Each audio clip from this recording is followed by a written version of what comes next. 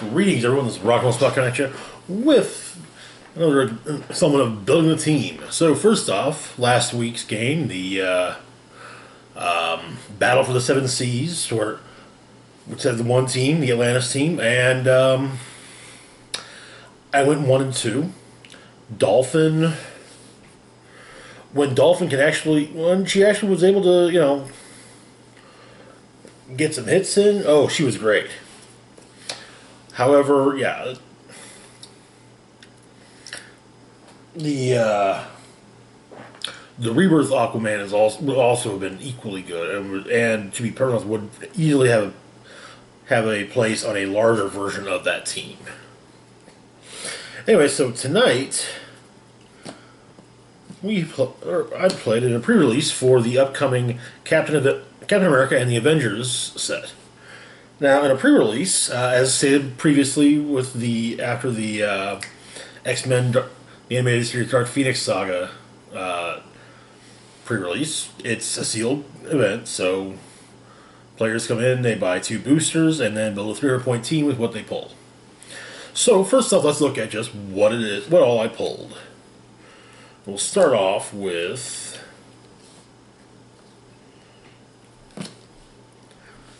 Happy Hogan.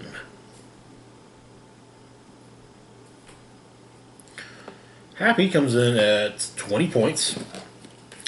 Has the Avengers and Stark Industries keywords. We also have a trait on the driver. Gives him Passenger 2 and may carry characters with flying. When a friendly character named Iron Man is given a move action and carries Happy Hogan with him, after resolutions you may give Happy Hogan an action token to remove one from that Iron Man. Okay. Looking at the dial, it's a rather short dial. We got 1 click of stealth followed by a couple clicks of sidestep on speed. Nothing on attack. On defense, we open up with a click of willpower, which gives way to a couple clicks of combat reflexes. And on damage, we've got 3 straight clicks of close combat expert. Not too shabby. Next up, we got 2 of one of the set's generics, the Industrial Spy. Industrial Spy comes in at 30 points. It has the Team Player Wildcard ability, as well as the AIM, Hammer Industries, Hydra, and Spy keywords. Also, we've got a trait, and this trait actually shows up on quite a few figures in the set. That trait being Espionage, Stealth, Improved Movement, ignores hindering terrain, Improved Targeting, ignores hindering terrain. So, looking at the Industrial Spy's dial, we've got on speed, 3 straight clicks of sidestep. On attack, we open up with a click of Precision Strike, followed by a couple clicks of Steel Energy. On defense, we open up with a click of Willpower, followed by a couple clicks of Combat Reflexes. On damage, we open up with a click of the special power, Stolen Access to all of Stark's best tech. Outwit. When Industrial Spy uses it and chooses any standard powers, he can use the chosen power or powers until your next turn. If the targeted character has the Armor, Robot, Hammer Industries, Stark Industries, or Vehicle keyword, Industrial Spy can choose 2 powers instead of 1. Okay, that's quite good. Especially since Stark Industries is a sub-theme of the set. After that, the click of Stolen Access to Stark's best tech, we've got 2 clicks of Exploit Weakness. And all that for 30 points. Next up, we've got ourselves the Winter Soldier. Winter Soldier comes in at 90 points and has the also has the Team Player Wildcard ability. He has the Avengers, Hydra, Invaders, Shield, Thunderbolts, Assassin, Soldier, and Spy keywords. We got 2 traits. First off, before we get to the traits, he also has Improved Targeting, may make range attacks out of adjacency, including to target adjacent opposing characters. Very useful. But yeah, we got 2 traits. First off is Assembled Bolts and Masters. And this is a trait that pops up on a lot of characters with the Thunderbolts and Masters of Evil keywords. Once per turn, when Winter Soldier hits, after resolutions, you may roll a d6. On a 5 or a 6, if your force has 3 or more friendly characters with the Masters of Evil or Thunderbolt's keywords, remove an action token from Winter Soldier, or give an action token to a hit target. If your force has 6 or more figures with the Masters of Evil Thunderbolt's keywords, do both. Next up, we've got, trait-wise, we have the Espionage trait, same as the Industrial Spy. Looking at his dial, we open up with a click of Running Shot, followed by a click of Charge. Then we pick up a click of Sidestep, and then again with Running Shot, Charge, Sidestep. On attack, we open up with a click of Precision Strike. We get nothing for a couple clicks. A couple clicks of Penetrating Psychic Blast, then back to Precision Strike.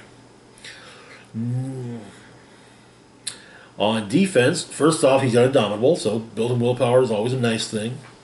We open up with Invulnerability for a click, followed by a couple clicks and a defense stat boost of Toughness. Then we drop back down from an 18 to a 17 and pick up Combat Reflexes. Then on the last click, he's got Regeneration. On damage, we open up with a click of Outwit, which gives way to a couple clicks of the special power Efficient and Ruthless Application of Force, which gives him Close Combat Expert and Range Combat Expert. That then gives way to a couple clicks of Exploit Weakness, and then back to Outwit at the end.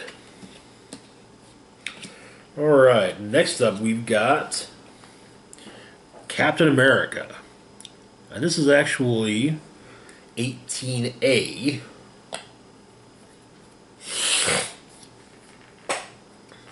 So, Cap comes in at 85 points. It has the Avengers team ability as well as the Avengers Shield and Soldier keywords, as well as improved movement, ignores hindering terrain and characters. Then we've got ourselves 2 traits. Assemble Avengers, which is the exact same as Assemble Bolts and Masters, except that it keys off of the Avengers keyword as opposed to the Masters of Evil and Thunderbolts keywords. And next up we have Living Legend. This is actually something that pops up on a lot of figures in this set. The first time each game Captain America would be KO'd, instead turn him to his last non-KO click, then roll a d6 and heal him equal to half the result. Protected Pulse Wave. Like I said, a lot of figures in this set have that trait, basically allowing them to come back at about halfway up their dial, or maybe even a little bit more, and that can be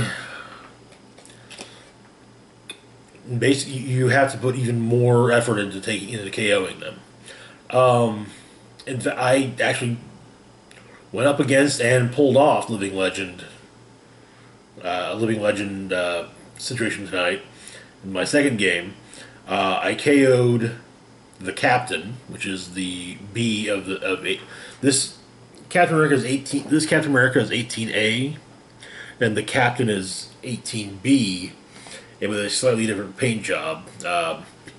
The black, red, and white costume, which would later be worn by U.S. Agent. But I KO'd the Captain, and then my opponent rolled a 6 for Living Legend and got him back up from his last KO to his third click, and so I had to put him back down. Then Cap got KO'd, and I rolled, got a 4, so healed him up 2, and he then took 3 more damage, and yeah. Anywho, next up we've got Ironheart. Ironheart was introduced in the aftermath of Civil War II.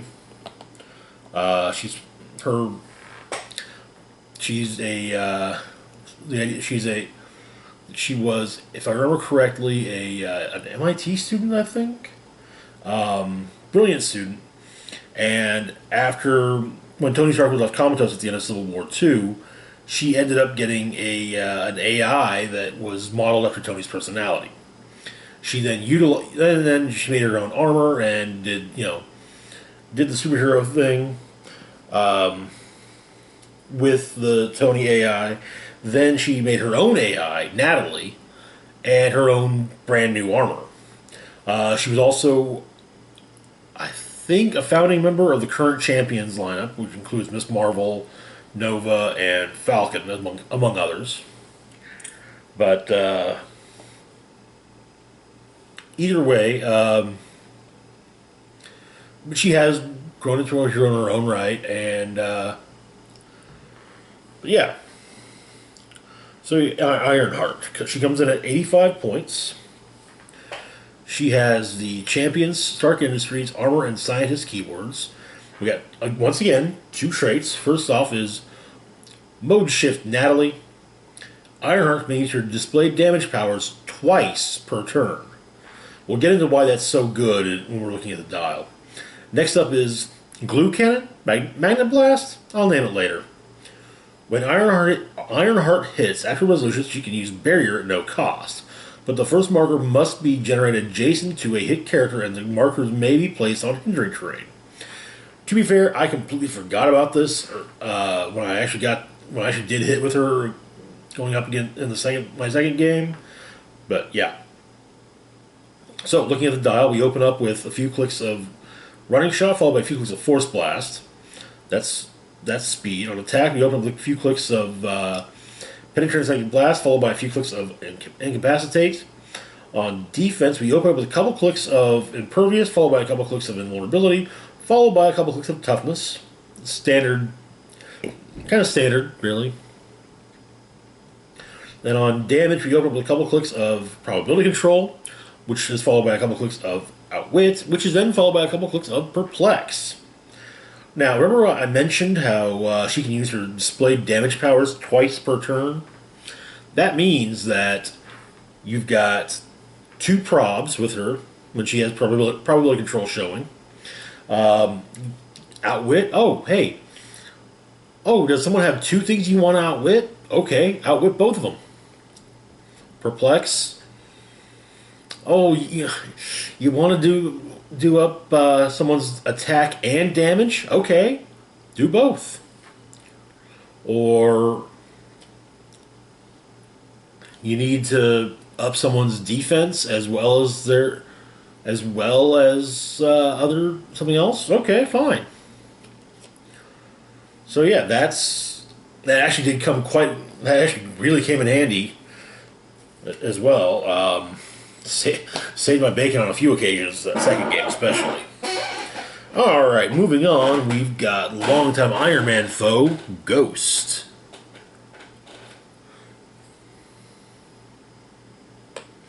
Ghost comes in at 50 points, has the AIM, Hammer Industries, Magia, Thunderbolts, Scientist, and Spy keywords, and then we've got 3 traits. First off, we got the Espionage trait.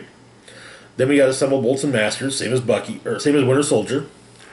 Then we've got Intangible Saboteur, Phasing Teleport. When Ghost uses it after resolutions, he can use Incapacitate as close at no cost, but only target any number of characters he moved through this turn, regardless of adjacency.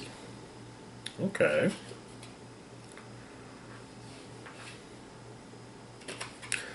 Looking at his dial, we open up with a few clicks of Sidestep, followed by a couple clicks of Force Blast. On attack, we open up with nothing, actually. In fact, for most of the dial, he's got nothing on attack. And then his last 2 clicks, he's got 2 clicks of Smoke Cloud. Right? Yeah. On defense, we open up with Toughness, which then gives way to Combat Reflexes, which then gives way to Super Senses. On damage, we open up with a click of Outwit, followed by a couple clicks of Exploit Weakness, and then back to a couple clicks of Outwit. Well, not too shabby. Next up, we've got Trick Shot. This is Barney Barton, Hawkeye's brother, who is also a very talented marksman. Trick Shot comes in at 50 points. He's got the Dark Avengers, Thunderbolts, and Police keywords, as well as the Assembled Bolts and Masters trait. Looking at the dial, we open up with a couple clicks of Running Shot, followed by a few clicks of Sidestep. On attack, we open up with a few clicks of precision strike. On defense, we open up with a few clicks of willpower, followed by a couple clicks of initial deflection. And then on damage, we open up with a special power. You can do better than that. Once per turn, when a friendly character within 4 squares in line of fire would be hit by a ranged attack, you may roll 2d6 and add Trickshot's attack value. If your result is higher than your opponent's attack roll, the attack is evaded. And then that gives way to a couple clicks of Range Combat Expert. Also, he has an 8 range, which is exceptionally good.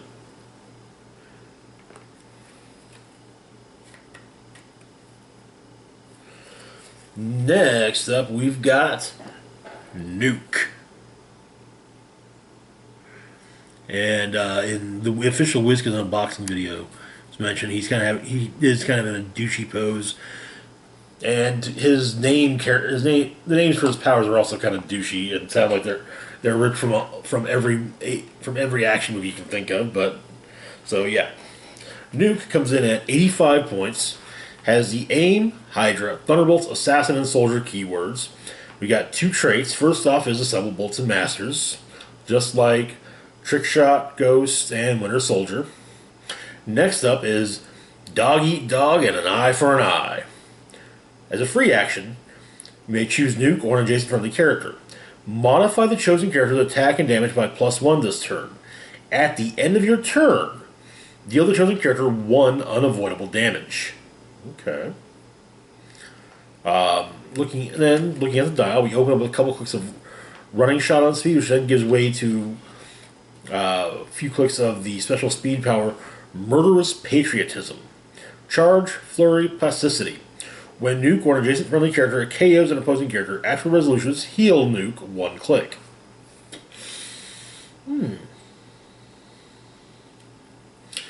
That might be actually you might could combine Dog Eat Dog and Eye for an Eye with that. It'd be a case of, let's say Nuke KOs via Flurry, KOs an opponent. Oh, but he takes 1 for for Dog Eat Dog, Eye for an Eye, but he then heals 1 for Murderous Patriotism. Anyway, then on attack, we open up with a couple clicks of Energy Explosion, followed by a couple clicks of Super Strings, followed by a couple clicks of Blaze Claw's Fangs. We've got Indomitable on defense, so built-in willpower. Right now, looking at the actual powers on defense, we've got a click of Invulnerability, followed by a few clicks of Toughness, followed by a couple clicks of Combat Reflexes. And then on damage, we open up with nothing, but that gives way to 4 straight clicks of Battle Fury. Meaning, on clicks 3 through 6, he ignores Shape Change. Like, Shape Change, oh, that's nice. I'm just going to ignore that and beat you and flurry you silly. And finally, we've got Peggy Carter. Peggy comes in at 40 points. Has the Shield team ability as well as the Howling Commandos, Shield, Pass, Soldier, and Spy keywords. She also has the Espionage trait. Then looking at her dial, we open up with, on her first click, the special speed power. I got away with it because no one looks at me. Sidestep.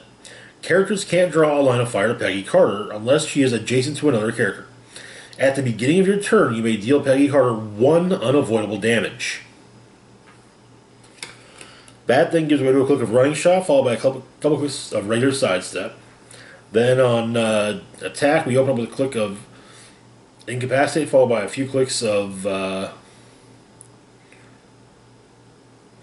Precision Strike. On defense, we've got a full run of Combat Reflexes. On damage, we open up with a couple clicks of Outwit, followed by a couple clicks of Close Combat Expert. So, The team I ended up running consisted of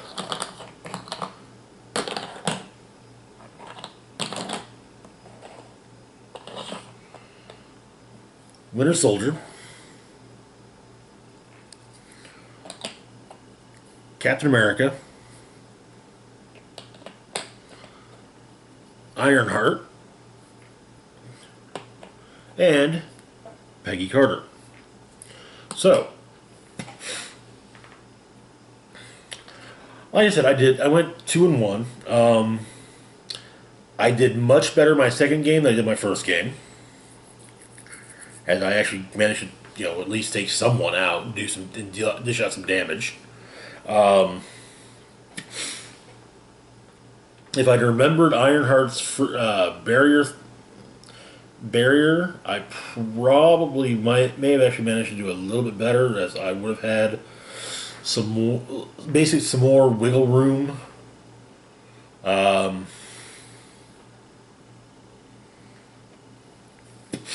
the basic idea is that Winter Soldier is kind of a all-purpose. Winter Soldier and Cap are much more all-purpose. Ironheart was an attacker with support powers, and Peggy, for basically the whole, oh hey yeah, if she's not adjacent to anybody, you can't see her. Honestly, the team took a while to put together, because I was really hoping that I'd pull, at 300 points worth of Avengers out of 2 boosters, or 300 points of Stark Industries, or Master Fuel, or Thunderbolts. Sadly, I didn't. I actually looked at every other at various angles in the hopes of building a theme team, but yeah. And yeah, I completely forgot about Ironheart's free barrier trait, because she's new to me. Well, she's new, period. But each one held their own pretty well.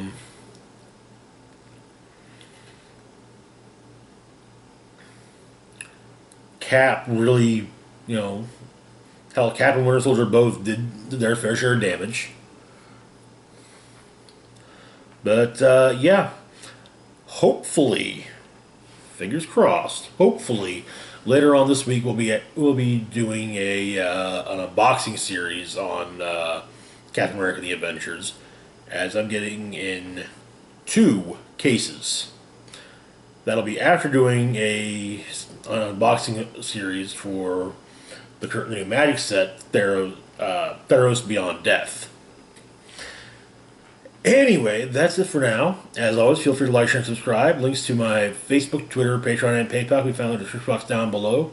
This is Rock and Roll Spock signing off, saying, live long and rock hard.